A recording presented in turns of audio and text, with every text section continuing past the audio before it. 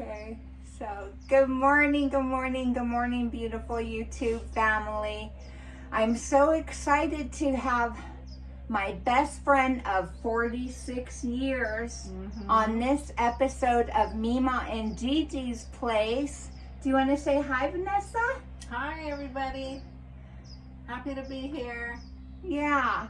So Vanessa actually used to be a caregiver for her Uncle Ben, and for quite a while, but she was also, for a short period of time, caregiver for her father. So Vanessa, why don't you tell us a little bit about your Uncle Ben? What were some of his issues that he dealt with? Well, everybody's different in their walk with Alzheimer's, and my son lived in the house with him, so I only went there twice a day. I lived a mile away, so I would go there in the morning and then go again in the evening. And and I'd hang out with him for a couple hours a day, and we'd watch YouTube videos. But as you know, every day is a new experience. Right, and produce a new challenge. Yeah. Yeah, and he at that stage, he went to the bathroom himself. Had a problem, taking a shower. I think they all do that. Right, and, wanting to get in the water. Even the non-Alzheimer's people, they're afraid of like slipping.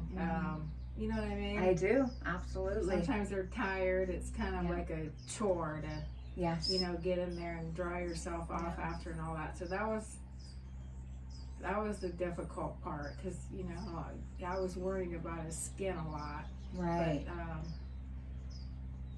towards the end, I was just kind of like, getting a towel and just kind of like washing his armpits and stuff like that, because he did end up with some infection. Yeah, the UTIs, those can be. He ended up with an infection like on his armpit. Oh, okay. So I took him to the emergency room, and the doctor was so funny. He says, "You know how big-breasted women get like rashes under their boobs?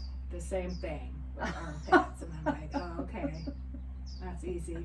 So, so he ended up, getting some spray, and it was like, even the insurance wouldn't pay for it. It was like $250 for like just a tiny bit of the stuff. Wow. So when we ran out of that, I went and got Lotrimin spray. Wow. So every time, we'd wash his armpits or whatever, instead of like spraying deodorant, I'd spray that Lotrimin spray. And that, it never came back. Oh, good. Yeah. Very good. Very good. Yeah. So, this is our first question and answer. So I actually wrote down some questions that I'm going to be asking Vanessa, and get her viewpoint on what caregiving was like, for her family members. As far as I know, you've never done like caregiving for non-family members, just for family members, right? This was just a matter of necessity. He needed me or needed somebody, and he never was married or had kids or anything, and he was my uncle. So, I stepped up and was able to do that. So. And then your dad, he stayed with you for about 5 weeks, right? Yeah. And his what was his health issue? He had Alzheimer's too, correct? Yeah, he was a little bit further along in the dementia and that, and he came to my house for 5 weeks in Arizona to give his wife a break.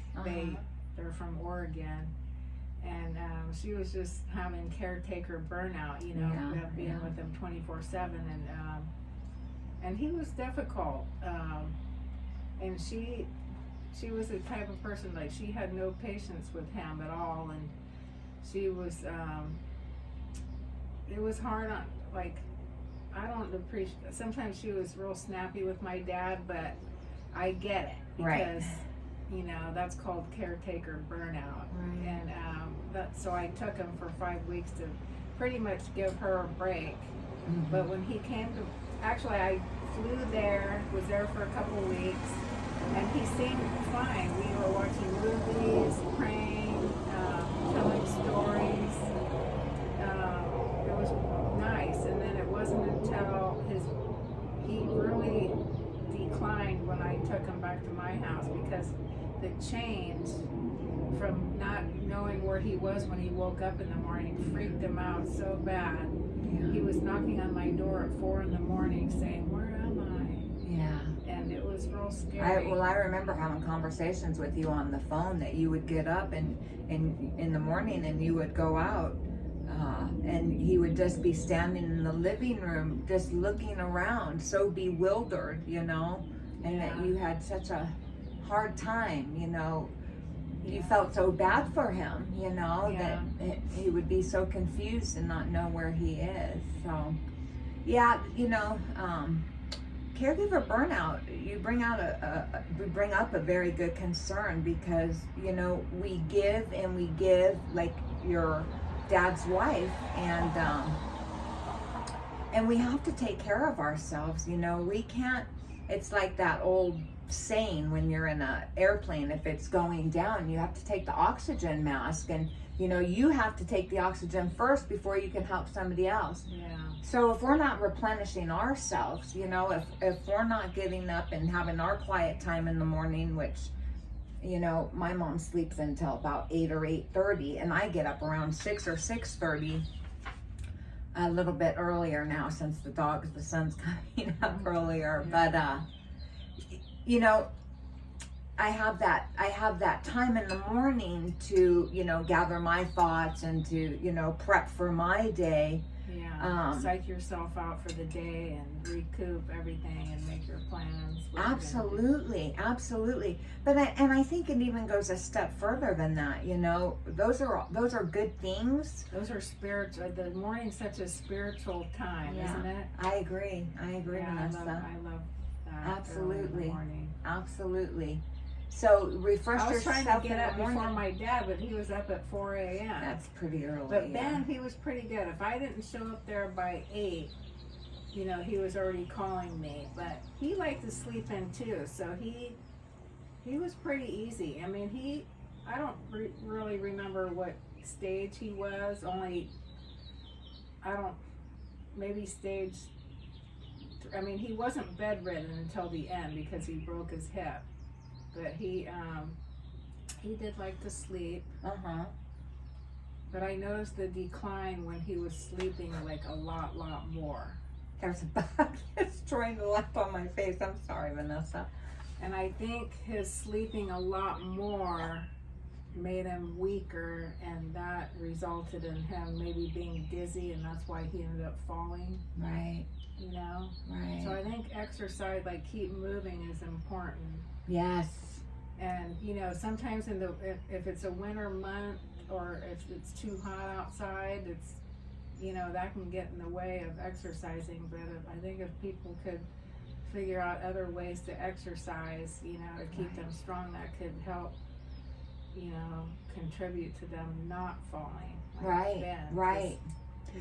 Well, and that's very true, Vanessa. I've been the caregiver for a long time, and at different periods and times in my life, but here's one of the big things that I see is they have the little bicycle exercise. It's just a pedal, they don't even have to get out of their chair. Yeah, it's a floor. Right. Yeah. And I'll see them in people's homes that I've been in and out of caregiving, and it's always in the same spot, same place, dust on it, and they don't utilize it. I don't think people understand the importance of that exercise, And that's where the caretaker burnout comes in, because you want them to use it, and you're like, do you want to exercise or do you want to use this? And if they say no, it's like, okay. It's kind of like when your kids are little and you have a bunch of kids and you're so tired, like you're sleep deprived. Yeah. And the kids end up doing stuff that you normally don't want them to do, but you're so tired. Right. Well, and and that's where we have to get a little, not tricky, but a little more persuasive. Bribery, yeah. Yeah, absolutely. You know, I bribed Ben with ice cream and sweets. That sounds kind of mean, but you know. Yeah. You know, even if it's watching their favorite show, their favorite channel, you know, okay, well, we got to do our 5 minutes of exercise and then we'll reward ourselves with. Yeah, it's kind of like they turn into kids again. Exactly. And you have to have patience and just, you know, get that they're not doing that on purpose. They're ill, you know. Well, you're absolutely right, Vanessa, because it does. It is like they're our children again. You know, it really it does resort back to that in most cases, I think. But, you know, when you have a little child and the child is running amok and you're embarrassed to be around that child in public, and, you know, it's because you're lazy parenting. I mean, I hate to say it, but if you're consistent with the child, and you have the same, you know, they know their boundaries, they know what to expect, that they won't tolerate that. You won't tolerate a certain behavior. A child will adjust themselves. That's just the way it is. And so you can't be a lazy parent and just let a child run amok. Well, it's the same thing with caregiving, with elderly people and seniors. It's a job. It is a job. You can't sit back and watch TV all day and just till 12 or midnight. Yeah, you just can't do it. You just have to put your big girl pants on or big boy pants on and just go to bed at a certain time and get up just like you would for a regular job. You know? Absolutely. And take it serious because they're, you know, that's their life and they're not going to be there very long. Right. Yes, that's a very good point too, Vanessa. Is we really have to cherish these moments. Yeah. You know, I find myself, you know, I'll just be completely truthful. I'm not going to sugarcoat it. Is that, you know, even with my mom, you know, I find myself getting frustrated. You know, and that's when it's okay if you have to go in your room and shut the door. You know, and say, I need 10 minutes or I need 5 minutes and step away from it. You know, sometimes when we try to redirect somebody, you know, redirect one of our parents or our seniors, it doesn't always work, you know, and there's nothing wrong with give me 10 minutes, I'll be right back. And walking away, taking yourself out of the situation, and then coming back into the situation. That's a great point. And more than not, it will work itself out. You'll come back and they'll be have moved on to something else, you know, offer them lunch or a snack and just like anything, like even in the workplace or with your kids or with anybody, even not elderly people, if somebody says something that gets on your nerves or being repetitive or whatever, instead of like reacting, that's something I had to learn, not to react, but like you said, just step away, because in 10 minutes you're not going to feel that stress anymore. Right. And then like you said, you're going to come back with a different, and you'll be able to handle it way easier, and everybody's happy. Right, absolutely. You know, and I was mentioning this the other day on one of our videos, is that, you know, unless you have a senior that is okay with being in front of the TV, you know, but my mom, she doesn't want to be idle. She always wants to be busy. And that's good. She has such a creative mind, and I love that. Yeah, absolutely. And I love all that stuff she was showing me. She is so talented. Yeah. She's a sweetie, my mom. Yeah. She's really, really a sweet, gentle soul. We were little kids together, and her mom always had Gigi projects. You know what I mean? Like she was not idle, and then she was not idle. Right. You know what I mean? She always had a business going. I mean, she worked full time and had like 2 or 3 other like side hustles, volunteering, and always, that's my mom. So, well, if you could give a new caregiver any advice, what would your advice be to a new caregiver? just coming into the field, somebody that maybe just got a first-time job or just got out of caregiving school?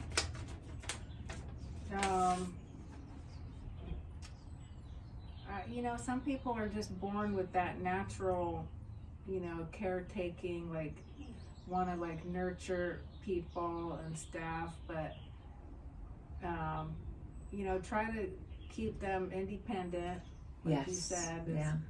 And then, but if you're not the caretaker type, if you got into this because it is, you know, it's a good job and you know, it's very demanding, but if you do have a short fuse, I would say work on that and always excuse yourself before you say anything that you'll regret, because you don't want to be laying in bed at night thinking, shoot, I shouldn't have said that to, you know, I was being too snappy. And you know, just work on that, you know. You're right, Vanessa. You know, it really does take somebody, a certain type of person, to be able to be a caregiver, if you choose it as a career, or, you know, the field that you want to go into.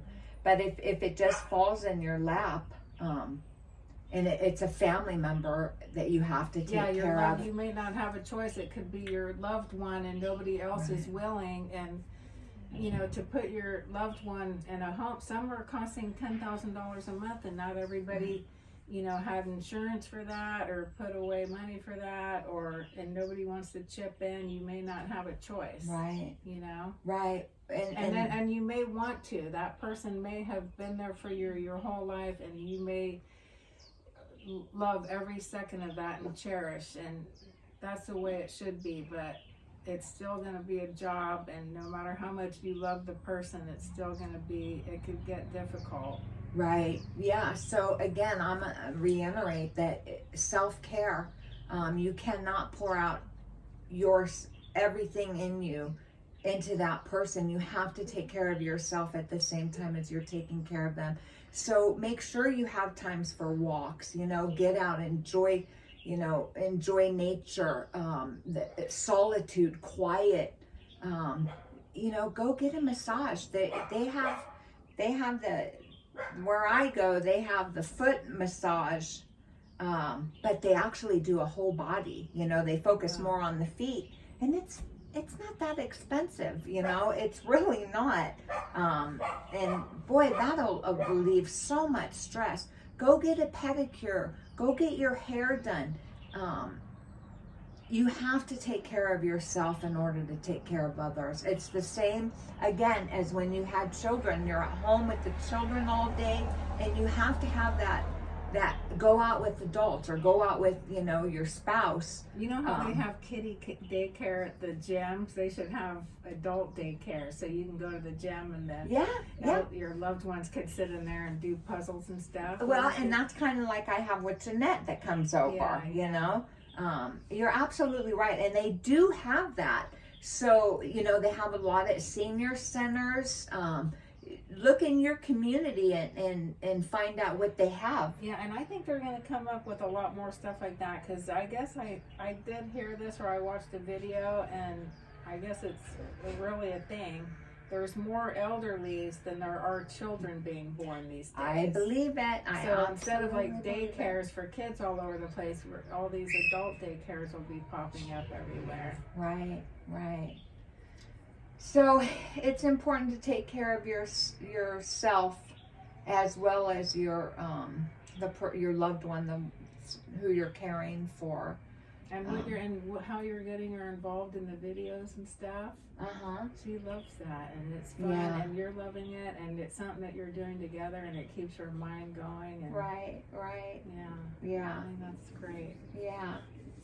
So, I guess we're going to kind of wind up this video, Vanessa. I'm just so happy that you're here, Vanessa. Thank you. We had been planning to do this for a while, to have Vanessa come and visit, and you know, life got in the way, and so she finally made it here, and we went over to Slide Rock yesterday and had so much fun, and today she's actually going to help us do a few chores, move some stuff around. See, here's another thing, you know, my mom, we go out on walks, but she walks very slow. And so I don't really get any exercise. So Vanessa's going to help me move some furniture around, and I have a treadmill coming. And so I'm going to be able to, you know, do my exercise and stuff like that on the treadmill. So again, that'll be awesome. Yeah. So we're gonna get to work, and we're gonna I can use up all her strength and energy before she gets back on the road. But we would love to have you come again, Vanessa. How do you like Sedona? I love that. It's so beautiful. They have a golf course back there, so it's gorgeous. The whole time driving in, my mouth is just dropped, and I'm like trying to take pictures driving, which I shouldn't. I know. But you can't help it. It's so beautiful. Yeah, it is. It is. There really are no words. Yeah. And you try to take pictures, and it's the pictures. God's country, God's everything. Arizona's God's country. Absolutely. They say that. It's like a nickname for Arizona. Yeah. Some places more than others, like here. It's amazing. It's so amazing. We try to take pictures of it, and it just can't capture the... Yeah, it never does. It doesn't... Not even close. It's so amazing. So I'm going to try to put some of those pictures at the end of this video. So we'll have Vanessa back again. Would you like to come back and visit again and be a guest on our show, on our channel again? Sure. Okay. Yeah. All right. Do you want to say a shout out to anybody? Well, anybody that's struggling, just hang in there, you know, with your loved ones, and just cherish every minute with them. Each stage comes suddenly. They might be in that one stage for a while, and then suddenly, like my uncle fell, and they didn't realize he broke his hip till he was a week in the hospital, and something weird happened, and he didn't want to eat anymore. And I looked it up, and it's a weird thing, and I read this on multiple websites, that sometimes when it's very dangerous for an Alzheimer's patient to break a hip, because and it's common that they don't want to eat after. And I realized, I asked him, does food taste different? And he said, yeah, it tastes really bad. And I kind of think, like when I had COVID, my taste buds changed just for like a couple weeks. I'm almost guessing that it's kind of like if you have some kind of virus and the food just tastes weird. That's what happened to him, and that's how he died. Yeah. And it was very sudden. He was healthy, and me going over there, and then 19 days later only, gone. Yeah. And the same thing happened with my dad. He was with me for 5 weeks, and he went back home, and he called me every single day, and he didn't call me for like a week, and I kept calling, and he wasn't answering, and then I called his wife, and she says, yeah, he's not doing good, you might want to come down here. And me and my brother flew over there and stayed with him the last 3 days. He was in hospice for a very short time, and he was gone suddenly. So they could be, you might think they're going to be around for years and years, and then suddenly, because at that age, even with not Alzheimer's, they could catch a cold and end up, you know, in the hospital. So just cherish every moment. Cherish, absolutely. Yeah. Well, thank you so much. I wanted to do a quick shout out to Miss Sarah, who's been leaving comments on our channel. You're actually the first person to leave a comment that I don't know and I haven't met, and you've been leaving some comments for me and Gigi, and we just want to say how much we're enjoying your comments and how much we appreciate. So thank you for watching, Miss Sarah, and we hope you continue to follow our channel. If you're new to our channel, please subscribe, leave a like button, and we'll see you next time. Love ya. Bye. Have a great day.